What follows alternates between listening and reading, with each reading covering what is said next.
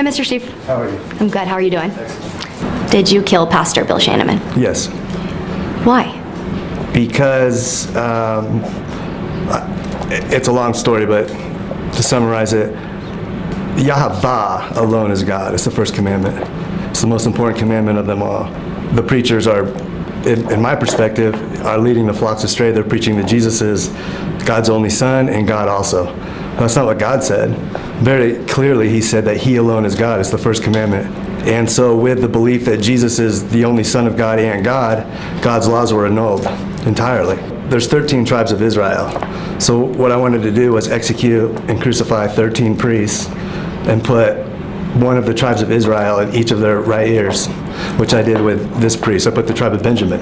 And then the 14th I wanted to do for Adam, because clearly Adam was God's one and only created son in his image, is the first story told in the Bible. So you feel the difference is between regular people that believe in God and pastors or preachers, that there's a difference there? Huge difference, because the first commandment is the most important commandment of them all. Pornography, drugs, the sanctity of marriage is completely eroded. It's vicious out there. Somebody like me who's been in and out of prison, the prisons are flooded with drugs. And I'm thinking to myself, the world is a wreck. But if you're talking about sin, murder is a sin. Well, yeah, it is a sin, but God also commanded us to execute anyone that's preaching that someone other than him is God, because it's that serious. They're claiming that Jesus is God and that somebody other than God is God. So what's this Jesus is only God's son garbage that I was raised to believe? That's not what God said. So when did this plan come to fruition? You're thinking about this, you want to carry out this hit list? Yes. A hit list. Sure. 14 pastors. That's right. Around the nation. To surround the nation. Starting in Arizona? Starting in Arizona, where I was born. Where it starts is where it ends, like the Garden of Eden. How did you pick out these pastors and these preachers? I just let the Spirit follow me wherever I landed. And the first one where I went was Olive Street, the Church of Christ. And I thought, well, that makes sense. There shouldn't be a Church of Christ. There should only be a Church of Yahavah. So you get to Phoenix. I get to Phoenix. I just set up a tent under a tree on Olive Street. And I followed that priest home Sunday after Easter service. And when he pulled into his driveway, the two women came out of the garage. I'm not interested in executing anyone other than the pastors or the shepherds leading the flock astray. So then I said to myself, okay, I need to find pastors or priests that live alone. And so I set up another tent off of a Carefree Highway between 24th and 16th Street, and I was looking at those churches, and then I happened to stumble across the New River Church, and I followed him home, and I saw that he lived alone. So you had no previous contact with Pastor Bill? Zero. I didn't want any previous contact. My only criteria was you're breaking the first commandment. Pastor Bill was innocent. Innocent? In your perspective, there's nothing worse. Not yours. But there's nothing worse than breaking the first commandment. All you got to do is just worship Jesus and you go to heaven. Your sins are all forgiven. That's not what God said. But do you think God was going to forgive your sins? Absolutely, he'll forgive my sins. He's a forgiving God. He's a loving God. How do you justify that? I mean, if you're killing somebody or multiple people attempted, okay, but how does that work? It's a commandment to rid Israel of evil. You see Bill. Yeah. You follow him home. That's right. What happens next? Then I follow him home. I see that he lives alone. All right. I go back to the house, or I go back to the desert where I'm camping. I need weapons, right? I need something to execute him with. So I go into a house. I walk to a house and go into it. There's no one living there, and I'm in Phoenix for the tribe Benjamin. It's the first tribe up, and there's a rifle under the bed that has painted on it Phoenix Benjamin, which was a pellet gun. But I thought, Benjamin Phoenix, that's what I'm supposed to use. I don't know, it was just a crazy coincidence. You're hiding outside. I'm hiding outside the house. The helicopter's on top of me. We're maybe 5 blocks from the house because I ran through the mountain. Then I waited for the helicopter to leave. I've done this, I've been in and out of prison, so I know. I ran the police probably 100 times in my life. So I leave, and then when I come back to the house later after all the police leave, my car, they confiscated, they took it, so now I don't have a vehicle. So I broke back into the house because I know there's a truck in the garage. I got the supplies I needed to do the execution, and I drove from there to Phil's house, like 2 in the morning on a Sunday night, and I executed him. And then I crucified him by nailing him to the wall, screwing him to the wall. It's fast. I mean, it's, you know, I didn't want it to be bloody. I didn't want it to be a painful. I'm not trying to torture the guy. I just wanted to execute him quickly. So I just put my hand over his mouth and told him to sit still, don't move, and wait until he stopped breathing. What did you feel in that moment? You know, I'm executing a plan, and so in that moment, I wanted to make sure that he wasn't going to start breathing again. And then I took a stud finder, found the studs in the wall, and I had a power drill, and I put him in the cross position on the wall, and I screwed him to the wall. And then I had a crown of thorns I put on his head, and in a leather strap, I had hammered in the tribe of Benjamin in Hebrew letters, in large letters, and on the other side, I had the first commandment in Hebrew letters, that Yahavah alone is God. And I hung that from his right ear with like a rusty piece of wire that I had through the leather strap that I already had pre-ready to go. Yeah. So I just punched it through his ear and hung it. So he's crucified against the wall with the image of Jesus. Because what I'm saying is, you know, what you're preaching is not what God said. It's the opposite of what God said. Most people that would come into that scene, Bill's murder scene, would be horrified. Sure, horrified. That's right. Were you feeling satisfied? I wasn't, you know, I mean, look, it's not in my heart to go around killing people. Look, he's my daddy. So, you know, you're preaching somebody else is, you know, his son that's not his son. Well, where's Jesus in the Bible? But I know you also have a family. Bill has a family. Mm-hmm. Did you think about that at all? No, I'm thinking about the families that are in utter destruction, you know, by following these false teachings and not obeying God and not giving our Creator the respect for giving families life to begin with. Do you feel remorse for those who lost Bill as their family? Their father? Well, I mean, no, because I lost, I lost he erased my daddy, you know. He's saying that somebody other than my daddy's God.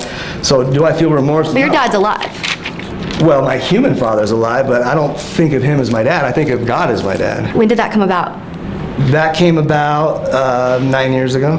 Why 9 years ago? What happened? A light shot through the ceiling of my cell and into me, and ever since then I see the Star of David. Did you think you were going to get away with this? I wasn't planning on getting away with it. I know who I am. God would never allow me to spend the rest of my life in jail, and He'll never allow anyone to execute me, which is why I said set the execution date right now. God would never, ever, ever sacrifice His Son. If you had 14 that you wanted to carry out, that's right. Wouldn't you have tried to get away with this, to try to carry out all 14? Yeah, I did try to carry out all 14. But obviously you got caught after the first one. That's right. If you had gotten away with Bill's murder, where were you going to go next? That's where I got caught. Was Sedona. In Sedona. That's why I had my tent. There was two priests, and I had both. I was going to do Ephraim and tribe Manasseh were next. I had both of the leather tags made out, both of the thorn crowns. Yeah, where'd you get a thorn crown? In the desert. The trees with the thorns on them. I cut it and make a crown of thorns. I just, in a circle, you know. So I had both of those priests as my target. I was en route of getting into the back of the car of the second priest, and an old lady got in front of me. I had lost my vehicle because I got in a high-speed chase with the police in the stolen truck in Sedona. I escaped. I ran up a mountain. I got away from all the cops. I hiked all the way back to my tent, and I was still, on target for those two priests. But I wanted my target so bad that I refused to leave, so I hiked all the way back, because the high-speed chase probably was 10 miles. It went for a while. I was going fast. I got back to my tent at like 3 in the morning, got up in the morning. So had you not been caught, were you planning to murder the next day?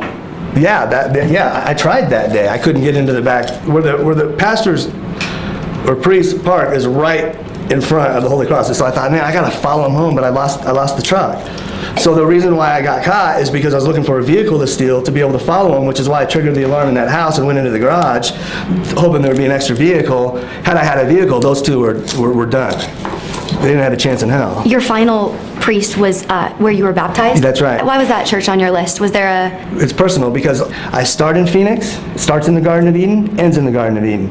I start in Phoenix where I was born on this life, and I'm going to end in Phoenix where I was baptized, which I don't appreciate, when I was 3 years old by my parents. I'm baptized in a belief that is completely false. And from there was Las Vegas, Nevada, Portland, Oregon, Seattle, Washington, Billings, Montana, Detroit, Michigan, New York, Charlotte, North Carolina, Mobile, Alabama, Beaumont, Texas, and El Paso, Texas.